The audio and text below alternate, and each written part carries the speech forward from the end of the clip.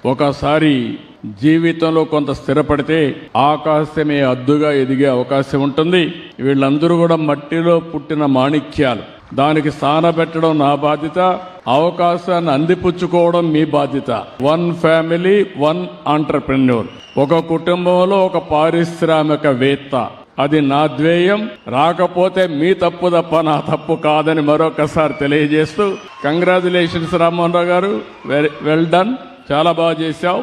నీలాంటి వాళ్ళందరూ 10 మందిని మోటివేట్ చేయాలి, స్ఫూర్తినివ్వాలి. కంగ్రాట్స్. నేను ఏదైతే బయోఫ్యూయల్ మాట్లాడాడు, ఇటీవల కాలంలో కొత్త పాలసీ తీసుకొచ్చాం.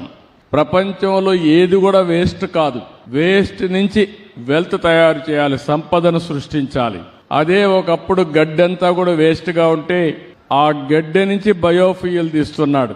అదే మరి నేఫర్ గ్లాస్ ఇక్కడనే రిలయన్స్ పెట్టారు. మీ అందరికి చాలా మందికి ఉపాధి కల్పిస్తున్నారు. అదే మరి రైతులకు అండగా నిలబడ్డారు.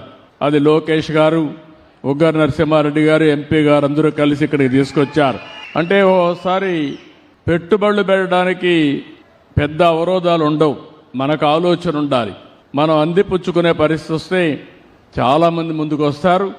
తర్వాత మనం కూడా పెట్టుబడులకు ఆకర్షించడమే కాకుండా పెట్టుబడులు పెట్టే పరిస్థితి మనకు రావాలి. అది వస్తేనే సాధ్యం అవుతుంది. కంగ్రాట్స్, బాగా చేసావు, వెల్ డన్.